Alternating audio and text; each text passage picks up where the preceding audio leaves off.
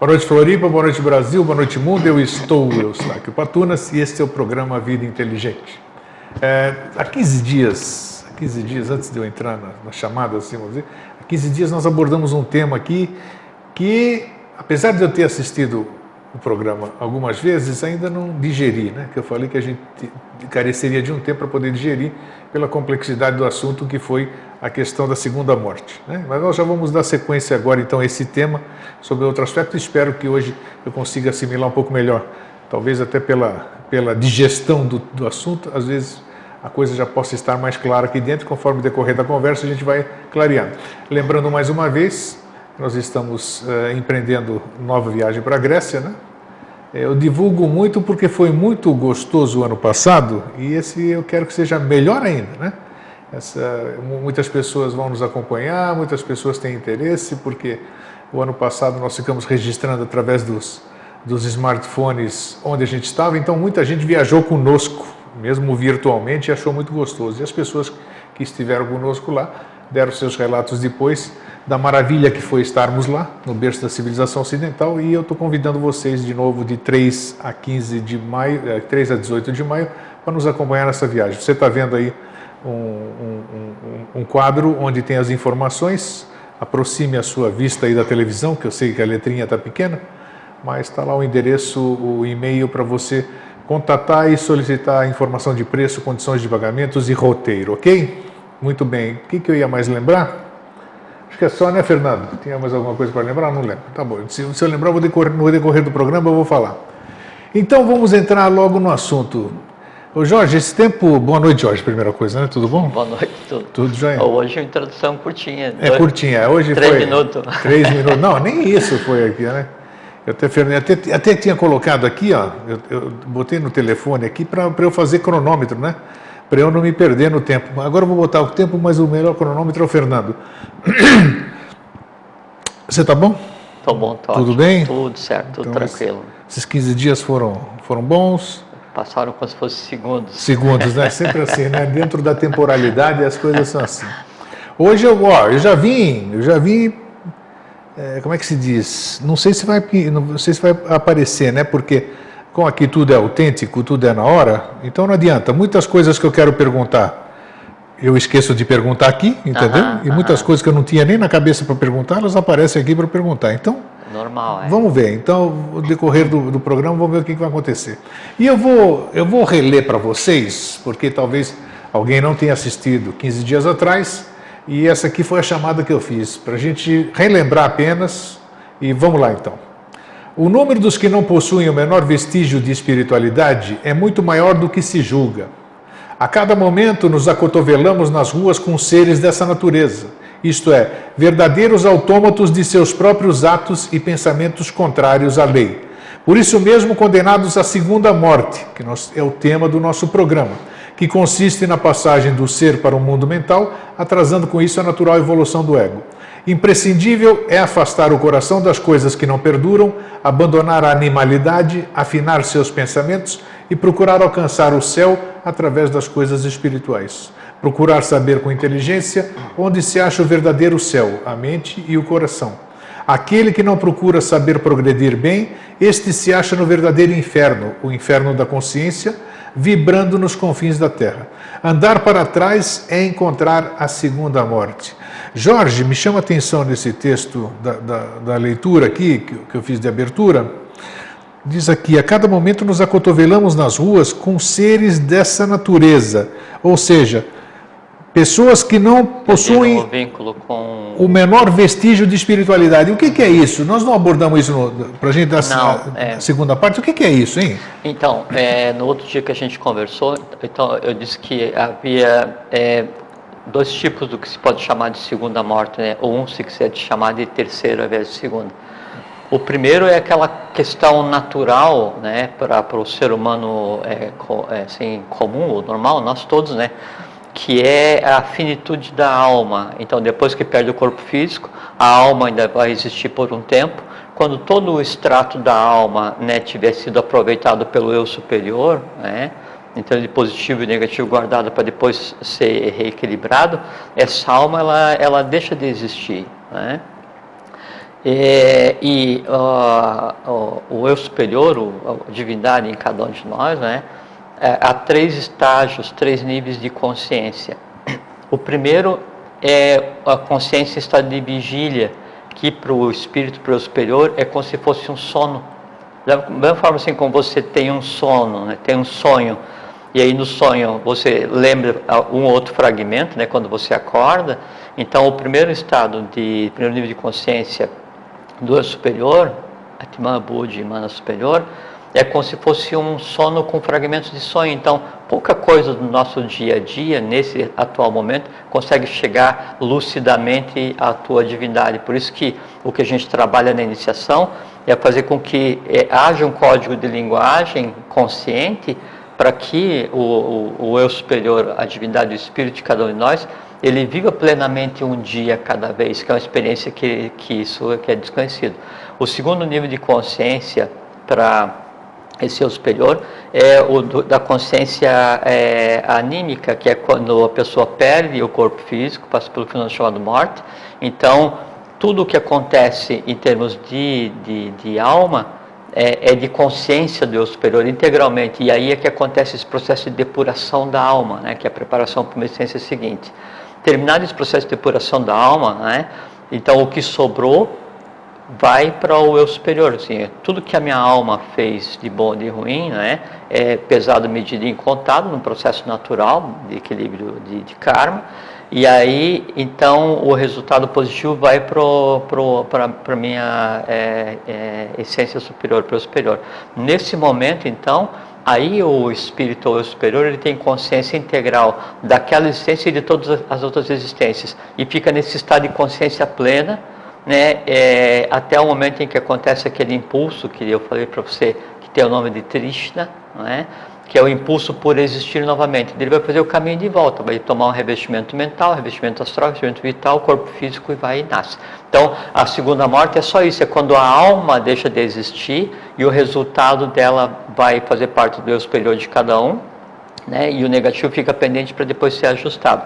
Porque não existe, assim, isso é muito importante a gente repetir, não existe nada grego na vida de cada um.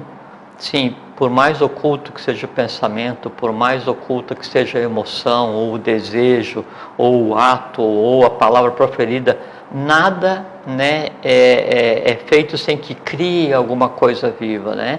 E essa coisa que é criada, obrigatoriamente ela vai tender ao equilíbrio. Se é positivo, isso é um resultado evolucional que vai fazer com que a tua mônada, vai fazer com que teu espírito amadureça ao longo das 777 existências. Se é negativo, isso fica guardado naquele átomo individual de cada plano, e depois no desenrolar para ser novo, ele vai ter que expandir para gerar nidana, né, que são tendências negativas, e vai ter que ser equacionado através do que a gente chama de karma. Você falou agora há pouco, me chamou a atenção, você vai alimentando o teu eu superior e ele fica com consciência de todas as vidas. Você falou alguma coisa assim? Todas, aham. Ok, é aqui que eu quero chegar.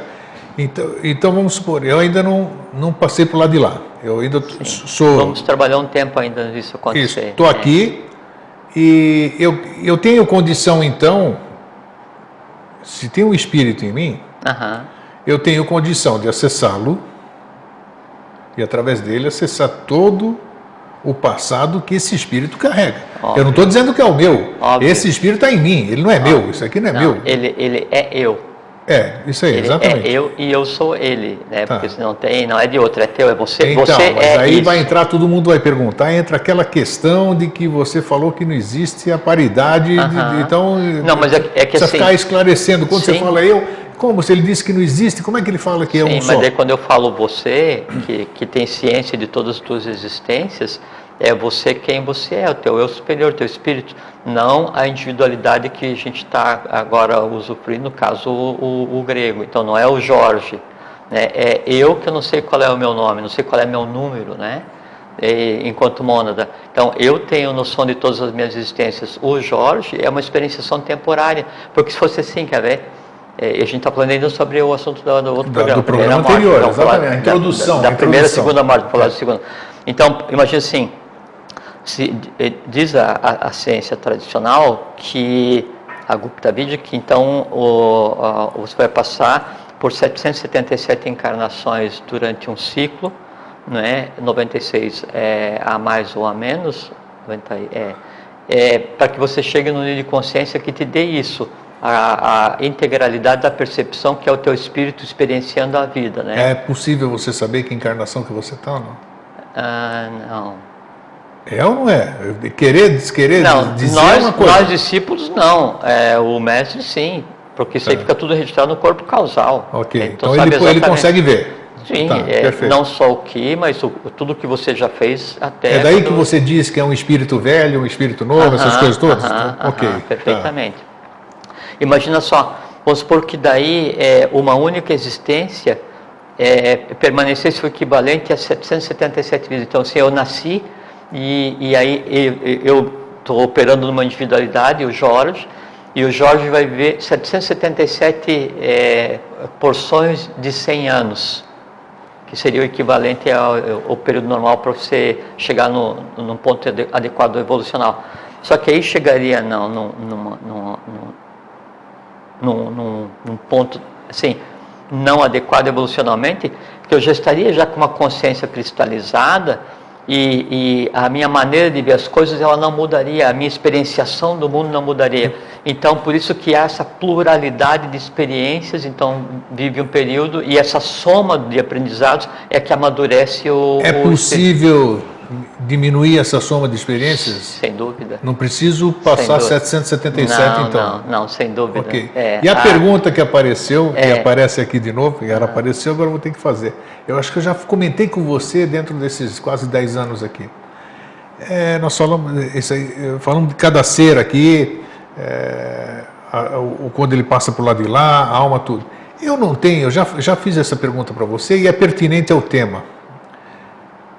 Suponhamos que alguém, na consciência que ele tenha, não interessa se é consciência de quarto sistema ou de 15º, não importa, ele deve ser pequeno, porque o de cima ele não ia pensar do jeito que eu vou pensar agora. Aí a pessoa está cheia disso aqui, está cheia das experiências, vamos dizer. Ele não está querendo, já passou por muitas escolas, já andou por aqui, já se decepcionou com aquela coisa, e ela chega à conclusão, da mesma forma como a gente chega à conclusão depois de experiências, com toda a bagagem de chegar àquela conclusão, aparentemente, claro, ele diz assim, eu não quero mais participar desse joguinho. Ou chama do que quiser, desse circo, não compete desse teatro. Isso seria a maior prova de inconsciência. Então, mas tudo bem, então... É porque a decisão... Existe o livre-arbítrio, por que eu não tenho esse direito? Existe o livre-arbítrio para tudo, menos para você cometer o crime de lesa evolução. Mas por que lesa evolução? Por quê? Sim, porque qual é a significância que cada um tem a decisão de não viver, ou de não encarnar, ou de não permanecer encarnado, ela compete ao espírito de cada um. Então chega um ponto em que você tem tal consciência, né, ou a tua alma está pronta de tal maneira que a existência enquanto ser humano ela é completamente desnecessária e você continua evoluindo sem precisar mais estar nascido. Agora essa decisão e essa percepção de necessidade, ela jamais pode ser tomada de baixo para cima, porque senão você pode confundir isso assim, não, eu estou assim... cheio desse negócio aqui, é só problema, a vida isso e tal, então a pessoa vai e tira a própria vida. Isso é o contrário, né? Isso é um dos mais graves crimes, porque você está fazendo crime de lesa evolução, a tua própria, e lesa divindade. Qual divindade? A divindade em você mesmo, né? E aí, das coisas contrárias à lei que se pode fazer, essa é uma das piores. Caramba, então o cara é obrigado a viver. A pessoa, o ser é obrigado a viver. Ele não tem direito de dizer, não quero participar do joguinho. Não se pode usar o termo obrigado, não é? Porque é uma obrigação que partiu de você mesmo. Mas como? Sim, porque nós somos hoje exatamente o necessário para chegar ao equilíbrio. Eu fui criado. Quer dizer, que nem aquelas bobeiras, né, que diziam, não pedi para nascer. Eu fui criado. Não, a tua mãe e o teu pai poderiam engendrar um corpo, a tua família tem um ente, né, um egrégora que é o sobrenome, então, e mais o país, tudo, então isso cria uma ambiência propícia a que alguém que precisa exatamente daquilo se manifeste. Agora, a decisão de, nesse país, nessa família, com esse corpo físico, com essa capacidade, com essas nidanas, com essas escandas, quem toma é você. Aí é que está aquele terceiro nível de consciência, que é quando Então, o espírito é o superior de cada um, tem completa noção de tudo o que foi feito e do que é necessário fazer para chegar ao equilíbrio, para amadurecer, né? E se nesse processo de amadurecimento, resgatando todos aqueles átomos primordiais de cada existência, assim, você pega todo o histórico e todas as existências, você conseguir fazer com que a tua alma, né, amadureça o suficiente para ficar íntegra ao espírito, né? Aí então você tem a plenitude evolucional e a tua alma passa a ser perene. O registro de todas as existências anteriores, por isso que fala assim, vou fazer terapia de vidas passadas. É porque isso aí são só leituras no astral, na melhor das hipóteses, né? A única maneira de fazer a verificação de vidas anteriores de qualquer criatura vivente seria inspecionar ou analisar o corpo causal dessa pessoa, que é o que vai ficar E não é possível fazer? Só o mestre. Só o mestre. O resto não é. Qualquer coisa que você vai fazer daí no astral para ver o que está ligado a você, você vai estar vendo os atavismos daquela alma, os desejos daquela alma, ou as coisas ligadas àquela alma. Quer dizer, é tudo real, só que num nível que não ultrapassa... É real e não real, sai do né? astral. Não, é como assim, seria o equivalente a você ir no cinema e achar que aquilo dali corresponde, né, a uma vida passada de um ator. Exatamente isso, e não corresponde. É o papel que ele está desempenhando, assim, é um papel plástico desempenhado que está ligado em torno da alma, que é tomado como uma existência anterior, mas não, o registro disso só no corpo causal e só o mestre compete. Tá? Então, gente, vocês já estão sabendo que não adianta fugir, que você está participando e não tem jeito. Mas não tem razão para fugir, porque não tem experiência superior a essa, né? Porque assim, é um trabalho de desbravamento, né? Você está, enquanto espírito, que é o que nós somos, né? Enquanto mônada, parte da mônada, você está se lançando na parte mais densa do universo em desenvolvimento, e se assenhorando de uma parte e trabalhando para que essa parte tenha consciência. Então, o transformar a vida em energia, em vida consciência, acontece diariamente em cada um de nós. Porque assim, é tudo aquilo assim, a parte mais densa que cada um tem no astral, no mental, nos instintos. Então, da consciência isso, né, é fazer com que essa parte da matéria adquira, né, uma concepção diferente do universo, que é o trabalho da vida. Mas né? É interessante, porque parece que o estado, a vida física como é que se diz? Do jeito que você fala, do lado de lá, não, fora do corpo físico, vamos dizer, é tudo leis imutáveis, você não pode mexer, não pode fazer absolutamente nada. Aqui, por exemplo, eu quero chamar atenção nesse aspecto. Aqui eu tenho o direito de botar camisa branca, de largar o meu emprego, de pular de um prédio, de plantar bananeira, eu tenho esse direito. Sim. Então por que eu não teria o direito a questão, de... Onde entra essa... A questão é assim... É papo mente concreta, né? Você está vendo que procede a colocação. É que assim, é um direito que foi dado, né, para uma hierarquia ainda juvenil. Então, você tem o direito, mas poucas pessoas usam o seu direito adequadamente. Você tem o princípio da vontade, né, embutido em você, poucas pessoas usam a vontade. Você tem o princípio do amor-sabedoria embutido em você, faz parte de você. Poucas pessoas usam amor-sabedoria. Você tem o princípio da atividade superior ligado em você, fazendo parte de você. Poucas pessoas usam esse princípio, né? Você tem a racionalidade em você, que é a mente concreta. Poucas pessoas usam a racionalidade. A maior parte da humanidade vive hoje ainda com foco de consciência baseado no astral mais baixo. Né, como se a gente estivesse ainda na época da Lemúria.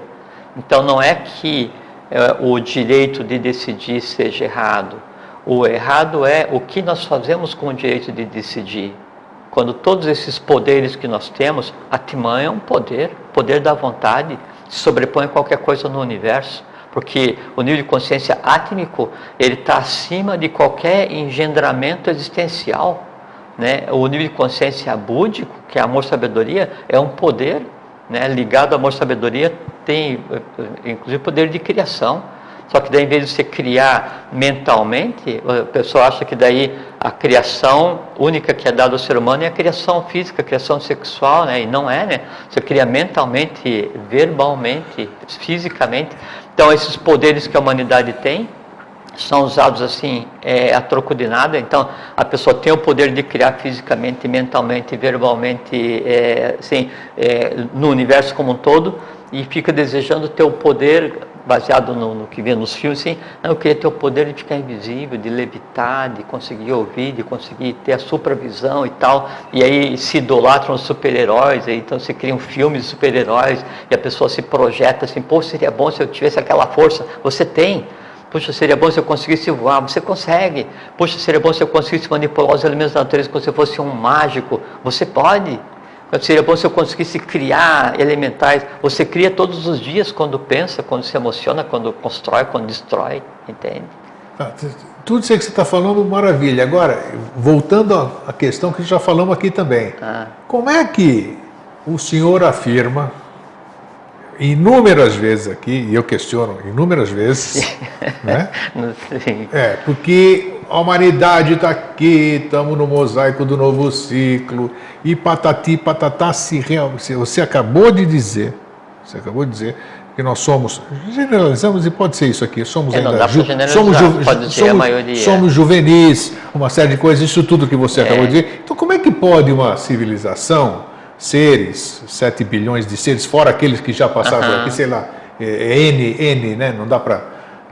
Como é que então podemos dizer, né, que estamos num novo tempo, isso e aquilo? Mas você viu que eu usei o termo juvenil para definir a humanidade, não é? E o juvenil, o adolescente, ele está naquela zona limítrofe, né? Tá certo que eu estou falando em tempo terráqueo aqui, sim, né? do visível para o invisível. Então, o estar na adolescência é a melhor época da existência, porque tudo é permitido, porque você não tem ainda aquelas, os grilhões, aquelas limitantes da mente concreta que o mundo ou a sociedade vai te impor, a sociedade civil vai te impor. Então é uma época de construção plena. O que acontece é que daí a humanidade não sabe usar ainda o que tem. Mas como para todo adolescente, com qualquer filho adolescente que você tenha, para qualquer outro adolescente que você veja, você tem que ter compreensão e paciência, é que o tempo dele não chegou ainda. Então o tempo da humanidade não chegou ainda. É uma humanidade adolescente. Aos que trabalham em função da lei, ou que se propõem a trabalhar, cada um das suas limitações, como é o nosso caso, é o caso de todo mundo, né? Então nos compete construir o mundo adequado, né, para que essa adolescência se transforme em maturidade espiritual. Então nós estamos em processo de construção do mundo e até prova em contrário, todos os seres da humanidade têm igual direito à evolução. Isso que eu vou falar tem tudo a ver com o tema também. Tudo que nós estamos falando tem a ver com isso. Vamos entrar muito bem. Isso tudo que a gente vem fazendo aqui, nós, todo mundo aí, todo mundo no planeta. O que eu percebo, o que eu tenho percebido ao longo desses quase 64 anos de vida aqui, eu tive uma tia que era adventista, mas daquela fervorosa. Cada 10 palavras, 11 eram religiosas. Tudo aquilo. Ela levou a vida dela dentro daquela fé dela, tudo aquilo maravilhoso, uma pessoa íntegra, puxa vida. Foi embora. Não só ela, como um monte de gente acreditando em N coisas. Coisas que a gente fala, que outros falam, tudo isso aqui. Só que chega do lado de lá, olha só onde é que eu quero chegar. Chega do lado de lá, tem consciência, o que você falou? Eu acordei de um sono, só que acordei sem corpo, estou do outro lado. Aí eu vejo que nada daquilo que eu alimentei durante 90 anos da minha vida... Não vai ver. Nós não estamos fazendo, nós não estamos arrumando nada, nós não estamos arrumando encrencas. Não. Encrencas cada vez que a gente passa, quer dizer, vai acumulando muita coisa para uma nova encarnação. Então isso é importante explicar. Você já vem resolver o termo certo é ilusão. Você se iludiu uma vida inteira, teve consciência quando você desencarnou. Primeiro assim, não é ilusão, que daí você viveu a vida inteira naquilo que você chama de ilusão, mas era o máximo que a tua consciência te permitia. Será?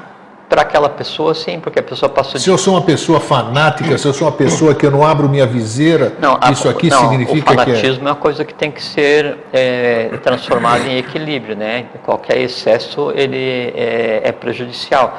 Agora, a pessoa, como você falou, pertenceu a uma religião e passou a vida inteira dando o amor que lhe competia. Maravilhoso. Grego, o amor, ele não tem bandeira, entende? Então, o amor que um sufi, né, que um muçulmano, que um judeu, um hebreu, né, que um católico, que um budista, que sabe que um monge, que um ateu, que ele emita para uma outra pessoa ou para a humanidade, esse amor está ligado a uma única fonte.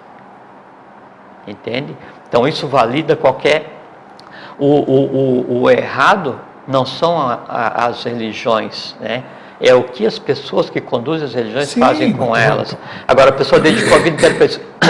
Quando chega no lado de lá e a pessoa morreu, ela vai viver um mundo de bem-aventurança exatamente igual ao mundo que ela imaginou. Mas é um mundo ilusório. Perfeitamente, perfeitamente. E mais, então é comum a pessoa descrever depois da morte, então aconteceu isso, eu vi um mundo maravilhoso. É que aquele mundo é o mundo no qual ela acreditava, e tanto ela acreditava foi construído, e quando várias pessoas acreditam naquele mesmo mundo, ele existe no astral. Ele é plástico, né? E a pessoa vivia naquilo como se ali fosse o céu que ela sempre desejou, com tudo que ela tal. Só que isso é temporário. Chega um ponto em que isso se desvanece e só o que de real tem existido permanece vinculado ao espírito dela. O que de real existiu? O amor que ela devotou aos outros, independente de qual é a tinta que ela deu externa nesse momento, nesse momento de consciência, e aí? Qual é a reação? Não tem a reação. O que de positivo vai ser reservado, né? Vai fazer parte do amadurecimento da própria existência do Deus superior, e o que de negativo vem para ser resolvido. Então, a pessoa tinha amorosidade e era fanática, né? A amorosidade é útil, né? Isso vem em forma de tendência positiva. O fanatismo é inútil, vem em forma de tendência negativa. Ela vai nascer em um ambiente onde o fanatismo possa ou se exteriorizar ou ser resolvido. Sempre é assim. Entende? Sempre assim. Então a pessoa vai viver, depois de perder o corpo, exatamente no mundo que ela constrói enquanto está viva. Porque considerando, temos tempo, fiquem tranquilos aí, não se agitem não. Considerando que as pessoas, tudo isso que a gente está conversando é procedente, porque conforme a gente falou da outra vez, claro, nós estamos avançando a partir do outro programa e desse, um pouco, assim, consideravelmente a mais, sobre tudo que a gente tenha falado já sobre morte, pós-morte, reencarnação, espírito, alma.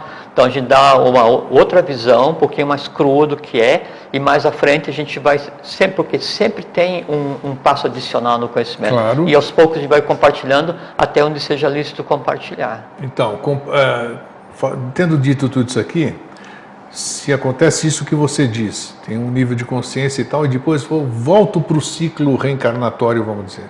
Recebi uma nova oportunidade e tal, nasci numa família, esse processo que já falamos. Aí eu tenho a liberdade de novo, de escolher aqui, porque eu estou no plano físico, entendeu? É aquele que eles chamam de erroneamente sobre adquirir karma, gastar karma, todo aquele negócio de contas e que não é bem assim, mas tudo bem, vamos falar assim para ficar claro. Esse processo em si, tá certo que alguma coisa está em mim, tem um certo nível de consciência, mas eu estou sendo influenciado pelo, como você disse, todo bodhisattva, todo avatar que passou por aqui, todo, sei lá, o título que tenha, ele está sujeito às leis da Terra, ao mundo que ele vive. Certo? Dura lex et lex, como você disse. Então, isso, de certo modo, tenho certeza que atrasa o processo.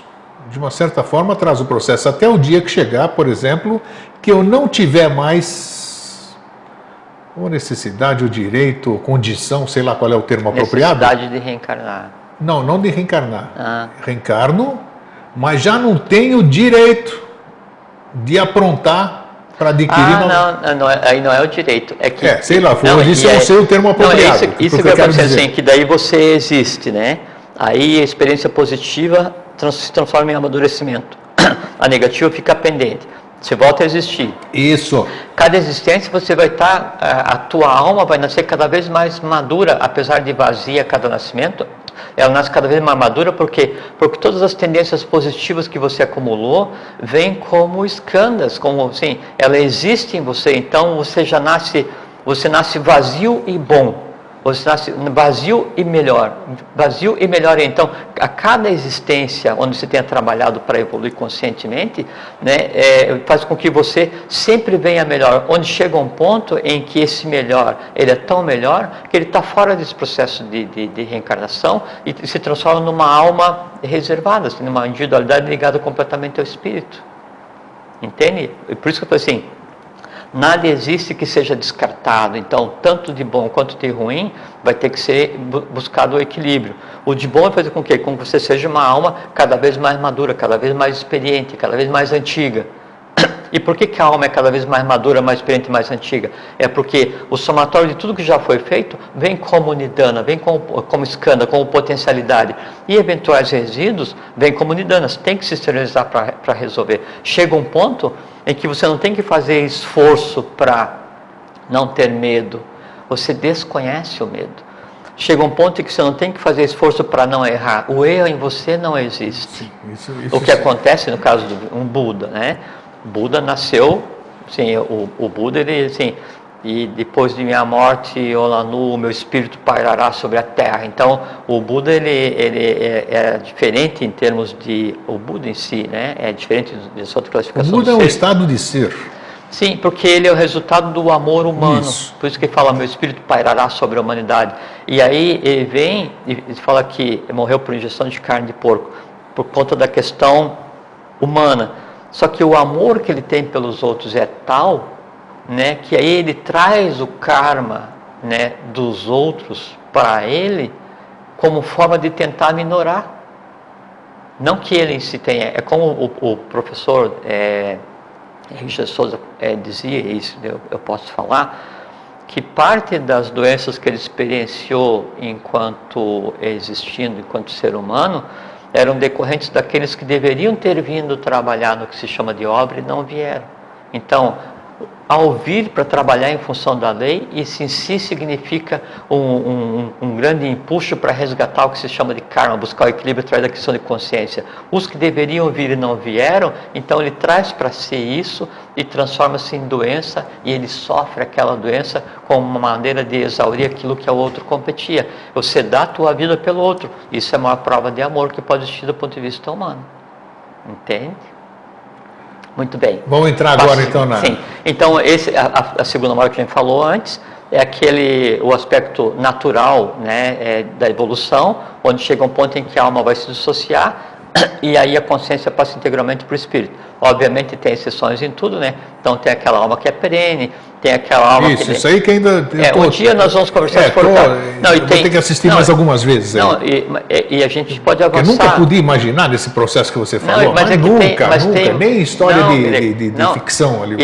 E tem mais coisas, Grego. Assim, então, por isso que eu disse tem pontos, assim, você sabe que mas tem muito mais coisa para a gente dizer com relação a isso, e tem almas, né? A gente falou várias vezes aqui sobre o mundo de Duarte, então é lícito falar sobre isso, né? Até porque é um conhecimento mais difundido. Então há almas, né, que aí o trabalho que elas fazem assim é de tal monta engrandecedor, né? Então, de tal forma preparadas, mas não prontas, que em vez de passar pelo processo normal de ficar no astral como um todo, esperando, se desvanecer, aquilo é preservado e a alma como um todo, ela vai para um lugar para ela terminar o aperfeiçoamento dela enquanto alma. Entende? Há casos em que daí, depois de passar pelo fenômeno do que se chama de morte, né, as almas são preservadas com o corpo físico. A alma, ela habitou o corpo físico, e o corpo físico ficou de tal forma assim, sei lá, glorificado por aquela ação em função da lei, assim, durante a existência inteira, e aquela coisa, que o próprio corpo físico assim, seria um desperdício deixar. Aí então acontece a questão da preservação para o renascimento do corpo físico. Grego, mas tem muita coisa. Não é aquelas pessoas que morrem e continuam lá como se estivesse viva, nada a ver, né? Isso é até ruim, porque aí quando acontece isso, a alma fica presa naquele veículo de uma forma inútil. Não tem nada a ver, não tem nada a ver. Mas então, assim, a existência ela é fantástica, sabe? Assim, a realidade, pelo menos a parte da realidade que eu conheço, a maneira como eu vejo, claro, né? Mas ela é assim absolutamente deslumbrante, assim, ela está acima de qualquer coisa que a gente possa imaginar como ficção. Nem no sonho mais doido de qualquer ser humano, né, se aproxima do que é a realidade existencial. Eu estou rindo. Você lembra o que eu falei para você no programa anterior, quando eu estava me despedindo de você? Hein? Não, né? Não cabe nem dizer aqui. Não me lembro. Não, eu disse, eu vou repetir lá, porque a gente tem que rir junto aqui. Eu e o Jorge temos toda essa liberdade. Falei, Jorge, Você estava naquela porta descendo, você desceu, porque você precisava ir embora, né? Eu disse, Jorge, ou você é louco de pedra... Ah, foi. Você lembra? Foi engraçado, ele riu até. Foi mesmo. Jorge, ou você é louco de pedra, só estava eu e ele, claro, não vou falar isso na frente de ninguém. Agora está falando pra todo mundo. Agora sim, mas tudo bem, está oportuno aqui, né? Mas foi porque realmente tem coisas que você acha não que... Tem, não, você acabou de dizer. Não dá para dizer que é inacreditável. Se ficção não chega perto, como você disse. É incrível. Sabe? Tá aí, é incrível, né? É por isso que a iniciação e o conhecimento é uma coisa muito divertida e transforma a vida numa coisa divertida, porque daí você olha e você fala assim, putz, mas que coisa sensacional que é esse negócio. Agora tem que pedir perdão porque eu chamei o meu irmão de louco de pedra, Não, senão você tem toda a execrado aqui. Não, tem toda a liberdade, imagina. Então, é uma coisa assim, sabe, sensacional, um negócio assim. Não, tudo bem, sabe, assim, quando a gente tiver condição de acessar isso. Todos nós vamos, nós existimos para isso, todos nós vamos, não é? É nosso direito, né? Mas é uma coisa assim absolutamente sensacional, bacana, absolutamente sensacional. E aí assim, aos pouquinhos a gente conversa aqui, conforme disse o que seja lícito conversar. Bom, então tem a questão da segunda, o outro aspecto da segunda morte que tem mais a ver com o que você escreveu. Então imagina assim, a gente conversou um dia sobre uma analogia da carruagem, né? Isso, então, todo mundo gostou. Então tem a carruagem, vamos colocar mais um elemento nessa analogia hoje. Tem a carruagem, tem o cocheiro, né? Tem as rédeas do cocheiro, que ele está pilotando os cavalos, tem a carruagem em si, física, Isso. né? E aí dentro da carruagem tem um passageiro hoje. Opa, tem um passageiro. Colocamos o passageiro dentro um passo adicional na tentativa de compreensão. Então, a carruagem é o corpo físico, a estrutura da carruagem como um todo, que mantém as rodas girando, as coisas assim, tudo, é o corpo vital, né? Os cavalos, né? Eles são o emocional. O cocheiro é a mente concreta, que compete ao cocheiro pilotar o emocional. As rédeas, né, é o uso da vontade, da autovontade, que é o que é inerente à mente concreta. E o cocheiro é o eu superior, é o espírito. Não, o cocheiro não. Não, desculpa, o passageiro. Desculpa, está certo. O passageiro é o espírito. Então, o passageiro entra naquele negócio, eu vou fazer uma viagem, né? Assim, gente, olha, eu quero ir para tal lugar. E ele se fecha ali, e aí, se vai chacoalhar ou se não, ele já não tem mais esse controle, porque quem está controlando é o cocheiro. Se vai correr ou não, é o cocheiro que está controlando. Se vai quebrar a diligência lá, a carruagem ou não, é a responsabilidade do cocheiro. Se vai conseguir chegar no destino ou não, é a responsabilidade do cocheiro. E aí, o que o passageiro pode fazer é gritar assim, ei, cocheiro, mais devagar. Né? Então, a mente concreta deveria ouvir o eu superior e falar assim, ei, mais devagar. Aí, o cocheiro puxa a rédea, né?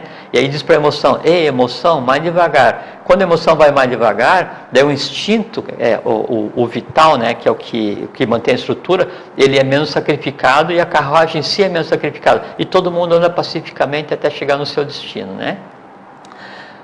O que acontece?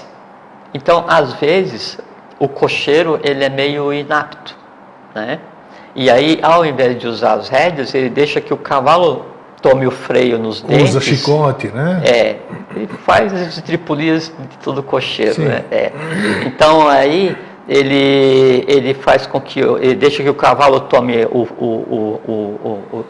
as correias, né? Com os próprios dentes, e aí corre desembestadamente, assim, e aí fica aquele negocinho, chacoalha e pula, e é o normal da vida, né? Sim. E aí o superior, assim, apavorado, ali assim, olhando assim, mas esse meu cocheiro é muito louco, esses meus cavalos são muito loucos, ei, gente, vamos diminuir. E o espírito, o eu superior, ele não pode, assim, ele não tem contato com as emoções, porque ele não coordena o cavalo. A única maneira de coordenar os cavalos, é através das rédeas, e só o cocheiro pode fazer isso. Então, o quê?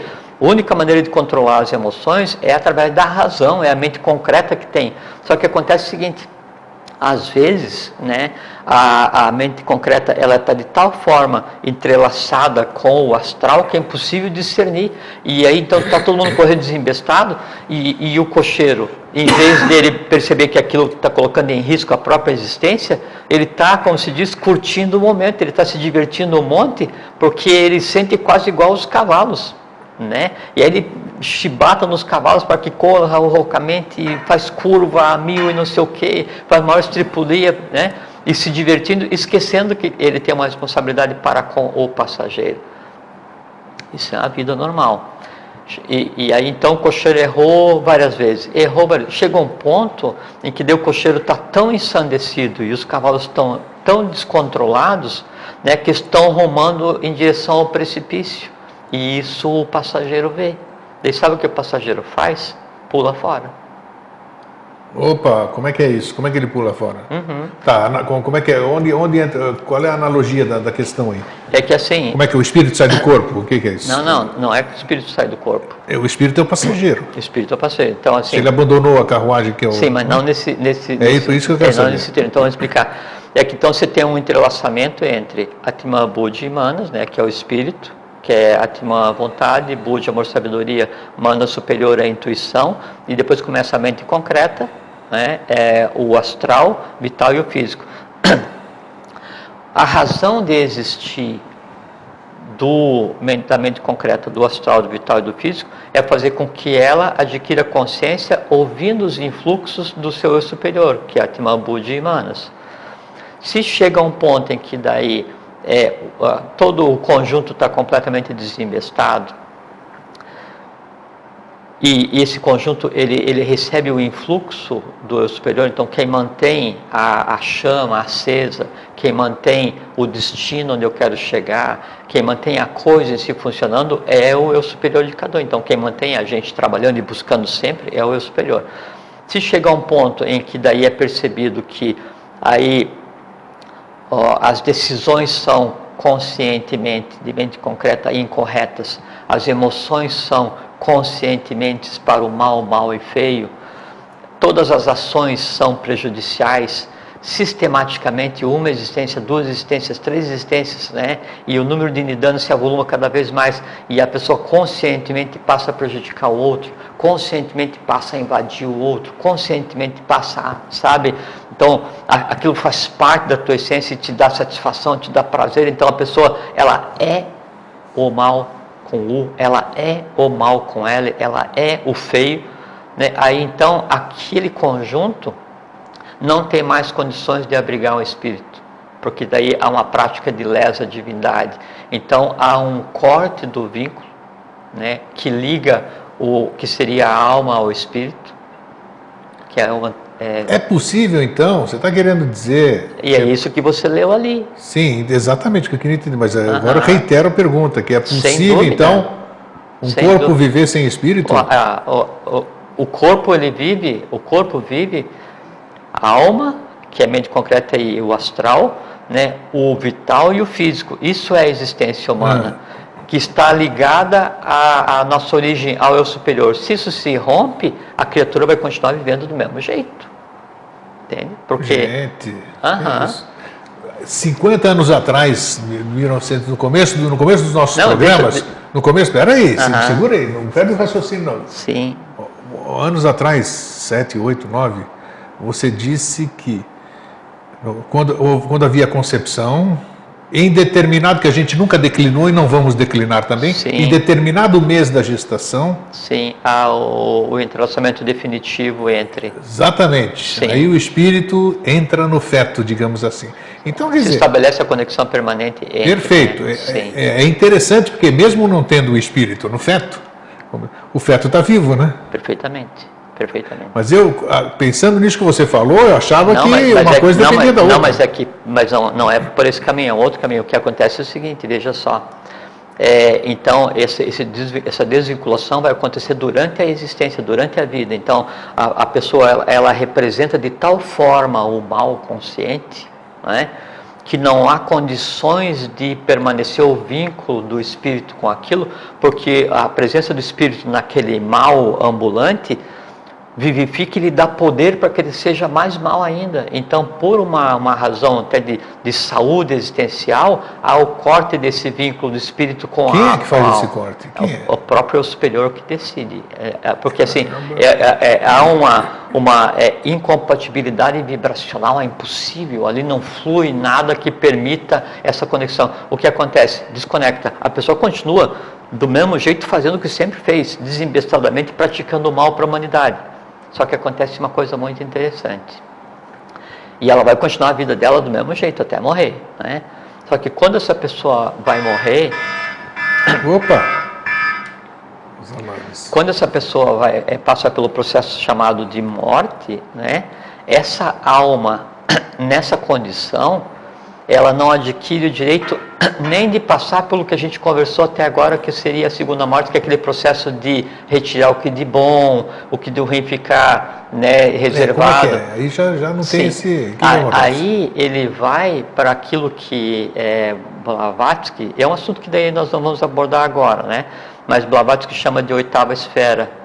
Não desça, filho meu, porque o caminho de descida tem 7 degraus e você cairá no mundo de penas infernais. Então há toda uma... Mas aqui a oitava esfera, os espiritualistas, os esotéricos, eles veem como algo super superior, e não é? Nesse caso não, é o ultra inferior. Olha só, então... Aí essa alma que tenha perdido o vínculo com o seu próprio espírito, né? Ela sequer adquire o direito de ter passar pelo processo pós-morte, né? Então, ela e aí é que vem a coisa que é por isso que é usado o termo de penas infernais, né? É que ela íntegra daquele jeito, enquanto alma, quer dizer, a mente concreta e o astral entrelaçado, que é a alma, né? Ele vai para um lugar em separado do processo das almas que estão em processo evolucional, e lá permanece até o final do ciclo que é evolucional. O caso do culto da lua, por exemplo, ou não? Por aí? Por esses caminhos, tá, né? E lá permanece até o final do ciclo evolucional, e no final do ciclo evolucional, aquela essência e tudo o que ali existe, veja que daí as várias existências, então a alma o que é? A alma de cada um, elas são um conglomerado de consciências, de elementais, né? E todos eles, então, estão vinculados a um pai, e o pai desse conglomerado de elementais é o eu superior de cada um. Então, aquela alma, né, com um conglomerado de elementais especializado em fazer o mal, né, órfãos, todos eles, a alma órfã de si mesmo, do seu eu superior, permanece consciente por eras sem conta até o fim de um ciclo evolucional, e aí então ela é dissociada, todo aquele esforço, isso é a segunda morte, ou se quiser chamar de terceira morte. E aí, como diz o texto, a gente vive cruzando com pessoas assim na rua. Eu não gostaria de falar que sim nem que não, porque implicaria em a gente julgar, implicaria a gente julgar os outros e falar assim, não, você isso, você aquilo. A nós não cabe, nos cabe viver buscando a evolução e buscando o bem, o bom e o belo. Então, para ver que e por isso que eu digo assim, nada, né, nesse universo pode ser feito sem uma decorrência. Então ninguém é permanentemente mal. Aí você pergunta assim, poxa, mas aquele lesou o país, não sei o que e tal, conscientemente faz o mal, prejudicou, matou milhões, invadiu, mentiu, tal, não acontece nada com ele. Não adianta você desejar que aconteça, porque você vai estar desejando e vai estar alimentando o desejo de vingança e o desejo de ver o mal acontecendo ao outro, como se aquele mal acontecendo ao outro fosse a aplicação do bem. Não te cabe aplicar o bem, te cabe ser neutro e torcer para que aquela pessoa melhore. Quando chegar a hora de ser julgado, que é só a busca do equilíbrio, é um auto-julgamento, aquele ser, ele vai ficar no lugar que lhe compete e chega num ponto em que daí há uma dissociação de todas aquelas experiências de vida, né? E isso é completamente assim, traumático, doloroso para aquela coisa que ainda está consciente ali tentando existir. E no momento evolucional seguinte, ele passa ao início do processo. Então é como se no momento evolucional seguinte, aquela alma que está ali consciente ainda, né, voltasse como um mineral. Então vai fazer todo o caminho novamente até um dia começar a pensar em ter o direito a encarnar ou experienciar como uma hierarquia em busca de consciência. Muita gente Isso fala. É a segunda morte, ou se a gente quiser considerar a segunda morte como aquela onde há assim a dissociação da alma, para que daí venha um novo influxo existencial, que é o que a gente falou no programa anterior, né? E agora um pouco. Então essa que a gente está falando do aniquilamento, a gente poderia considerar como a terceira, que é aquela que é o ponto do não voltarás, né? Quase como aquele do Lasciate ogni speranza voi che entrate. Então assim, é o inferno de Dante, assim, a partir daquele momento a alma está por conta própria alijada do processo evolucional daquele ciclo inteiro. É o que de pior poderia existir do ponto de vista evolucional, porque é o aniquilamento de todos os esforços existenciais feitos em cima daquela unidade. É por isso que é a grande confusão, estou percebendo isso que você está falando, que dizem que o espírito não involui. E realmente não evolui, né? Porque ele cai fora. E aí, porque como todo mundo acha, ou achava, a maioria acha ainda, que alma e espírito são uma coisa só, então ouvindo uma coisa dessa, acha que o espírito evolui, porque se ele é castigado e tal. Agora a pergunta. Mas deixa eu te falar antes da pergunta. Você não vai esquecer a pergunta? Não vou esquecer, já está aqui. Então assim, ó, para que as pessoas não fiquem imaginando como é que seria esse lugar do não voltarás, né, e veja que isso é no nosso sistema solar que eu estou falando, que é o nosso momento existencial, né? E sempre a evolução é assim, o mais baixo da evolução é o que vem da Lua, porque é da cadeia anterior que houve uma queda, e o mais alto da evolução é o Sol, que é onde pulsa o Sol espiritual que nos alimenta, né? A Lua é o início, o centro da Terra, que é a Agartha, ou chamá-la se quiser, é o Sol, e o reflexo disso é o Sol físico, donde, aquilo que eu falei no outro programa, que a natureza dos nossos olhos é a mesma natureza do Sol, então você pode olhar para o Sol, vendo o Sol e vendo o Sol, tanto o Sol interno quanto o Sol externo, por trás do Sol externo o Sol oculto, e dentro de cada um também, o Sol externo e o Sol oculto. Dentro do atual momento, da amorosidade que é o que permeia esse atual momento, e por conta de todos os desequilíbrios universais serem voltados ao equilíbrio, e a gente está experienciando isso agora, dentro desse novo, e do fato de a gente estar vivendo no mesmo mundo em que o avatar é cíclico, o resumo já existe. Então, mesmo para essas almas que ainda chegaram nessa condição, ainda há uma barreira, uma antepara, ainda há uma última alternativa, né, que faz com que elas permaneçam em reserva e fiquem realmente sem retorno só no final do ciclo, e não vão direto para o sem retorno. Então, há sempre um último recurso ainda, né, e um recurso de escala. Você falou boa, você falou aqui e me veio. Então, eu sou um desses que meu espírito foi embora. Não, vamos falar assim. Não vamos usar o verbo. Vamos falar assim, supondo que exista alguém que não diga nunca a você, não se deve fazer isso. Tá bom. Não, porque quando a gente fala, a gente cria, não pode. Mas se você acreditar na tua criação, aí sim. Eu só estou fazendo uma afirmação. A crença, ela só vai determinar o quão forte é a criação. Falou, está criado. Ok. Então já criei mesmo? Então, supondo que alguém tal, perdeu. Aprontou, perdeu. Então ele ainda tem chance aqui, durante o tempo que ele vai se manter vivo aqui, por exemplo, de chamar o espírito de volta? Não. Nesse caso, não. Tá. Não, nesse caso não. Porque assim, não é assim, eu nasci bom, Atman, Budi, Manas, assim, e tal, mente concreta, o astral, o vital, físico, né, mas eu tinha uma nidana que ela dizia que eu tinha que pisotear formiga, eu estava passando em formigueiro, eu pisoteei todas as formigas, eu vou direto pro não voltará. Formigatório. Exatamente, formigatório. E acabou. Não é assim. Então você erra em uma existência, aquilo vai ficar reservado para você resolver. Você erra em outra, chega um ponto que você se especializa de tal forma em fazer o mal, e você sente tal satisfação em fazer, e você vive e assume aquele contrário à lei como uma coisa natural, e você vive bestamente a vida inteira, né? Que aí sim chega um ponto em que esse vínculo é cortado. O que a gente tem que fazer é daí nessa existência, a humanidade como todos nós, né, é buscar ter um esforço mínimo em direção do conhecimento, buscar ter um esforço mínimo em direção da compreensão, primeiro para aproveitar esse momento inigualável que é estar existindo, que é uma coisa absolutamente fantástica, né? E segundo, para fazer jus à minha opção de existir, para fazer com que a minha alma em determinado dia, em determinado momento, ela possa então ou ser perene, vinculada perfeitamente ao espírito, ou ser uma alma reservada que vai para um lugar onde eu vou continuar minha evolução consciente, ou preservar o corpo físico, chegar e for adequado e necessário para a lei, ou seguir meu trajeto normal enquanto ser humano e no final de N, algumas centenas de existência, eu ter a consciência e ficar pronto para no próximo ciclo eu ajudar os seres mais novos que venham. O que eu não posso é passar a vida inteira como um vegetal, não posso passar a vida inteira como um animal, não posso passar a vida inteira como um animal porque isso não é humano.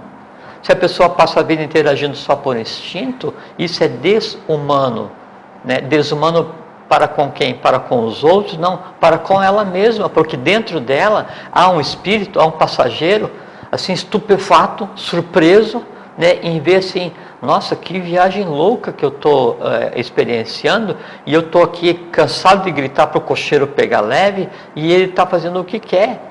Né? Então fazer o quê? Contrater essa passagem, vou experienciar até o final. Chega até o final daquela viagem, só sobrou porcaria, só sobrou coisa ruim. Reserva, vamos tentar de novo. Você pega uma outra viagem, por coincidência, né? Um cocheiro parecido, uma carruagem parecida, e os caras fazem do mesmo jeito. Tá bom, vou guardar a experiência ruim. Chega um ponto em que o conjunto de experiências ruins, né? Assim, não quero mais essa carruagem, esse cocheiro, deixa cair no precipício, problema, eu vou ficar aqui descansando um pouco, outro dia eu pego outro. Né? Então o que a gente tem que fazer é viver humanamente. Viver humanamente é não agir por instinto, a gente tem que usar o sistema cérebro-espinhal, não tem que usar o neurovegetativo para decidir, não tem que ver baseado na emoção, nem baseado só na racionalidade. O mundo em que nós vivemos hoje é o momento do equilíbrio. E qual é que é o equilíbrio universal? É o mundo da intuição, né? É o mundo do amor-sabedoria. O amor-sabedoria é você equilibrar a razão com a emoção. Quando você equilibra a razão com a emoção, então o cocheiro, ele nem é agressivo demasiadamente para com os cavalos, e os cavalos não são desembestados a ponto de prejudicar. O cavalo continua sendo o cavalo, porque ele é o animal, ele é a emoção, e o cocheiro continua sendo o cocheiro.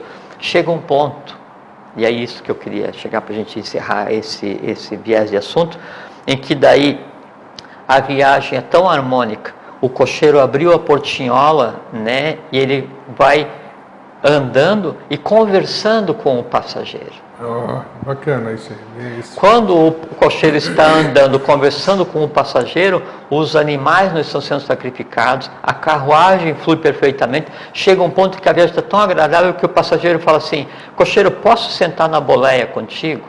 Daí ele sai lá de onde ele está e vem e desce aonde está o cocheiro. E aí os dois juntos se transformam em uma pessoa só, e aí as rédeas que estavam na mão do cocheiro, que é a mente concreta, passam a ficar na mão também do passageiro, que é amor. Aí então você ensina por emocional, não só a razoabilidade, você ensina por emocional o amor-sabedoria. Aí então tudo passa a ser uma coisa só, o que é? Uma coisa imperecível, que é um ser humano glorificado ou divinizado. Pronto, não precisa dizer mais nada. Fechou a questão. E esse é o objetivo da nossa existência. Então está feito. Olha, eu ia fazer uma pergunta que ela se torna inadequada, incabível depois do que você falou. Não, pode perguntar. Não era questão, eu disse, já não é necessário. Eu ia falar sobre as pessoas, sobre muitos dirigentes de países que passaram por aqui. Por isso que às vezes quando eu falo de dirigente de países, por aqui no mundo, né, de maneira geral, e eu uso o termo amanasa, né? O amanasa é o sem-mente superior, o sem-mental abstrato, quer dizer, está por conta própria, porque não tem explicação, né, alguns países viverem, né, e terem sua história só de conquista, de guerra, de morte, de se espalhando a dor, vivendo da dor, usando o conhecimento para, sabe, isso é ilógico. A questão é como o povo se submete a um governante desse, né? É que daí há toda aquela questão do atavismo, né, daquela região física que está você já falou, existe um monte de outras questões envolvendo a questão. Sim, né? E que compete a cada povo resolver, porque sabe que um povo, uma nação, ele é acima de tudo um aglomerado por similaridade kármica, não é? Então, por isso aquela questão de sou brasileiro, né? E quando eu vejo assim na internet, assim, e me dói mesmo assim, eu fico assim, poucas coisas me ferem, sabe, Grego? Mas eu vejo as pessoas falando assim, puta, eu tenho vergonha de ser brasileiro. Isso me angustia, assim, me dá uma dor de ver assim, né, assim, o quanto a ignorância daquela pessoa, a ponto dela verbalizar que tem vergonha de ter nascido no país onde ela deve ter trabalhado um monte para adquirir o direito. Você não vai chegar a esse nível de consciência, né? Vai ter. E vai, por muitas existências, desejar nascer no Brasil novamente, porque ela tem muito trabalho para fazer, porque ninguém profere uma coisa dessa à toa. Eu sei, então vamos cuidar da boca. Gente, Jorge, estamos em cima da hora. Obrigado mais uma vez. Imagina, eu que agradeço a você. Eu acho que nós conseguimos fechar com chave de ouro o tema complexo. A gente vai ver assim mais à frente, na medida em que daí um dia você escolher outros temas, que ainda há mais para avançar nesse conhecimento. Tenho certeza Porque disso. Quanto mais a gente avançar no conhecimento da vida além do corpo físico, mais nós nos assenhoramos e chega a um ponto em que a gente pode daí conscientemente decidir o que fazer depois, porque a vida continua assim, a vida ela existe em todos os planos simultaneamente. Então a gente está se assenhorando, isso é uma boa coisa para dizer sobre o que a gente tem feito aqui e sobre o que o processo de iniciação do bem, do bom e do belo permite. Ele permite que o ser humano se assenhore do invisível. Opa. Sabe? E aí isso é eubiótico, isso é viver eubioticamente. Valeu, Jorge. Tá bem? Obrigado mais uma vez. Para vocês um fraterno abraço e um feliz sempre. Fraterno abraço, fiquem em paz, fiquem bem, feliz sempre e uma boa caminhada para todos.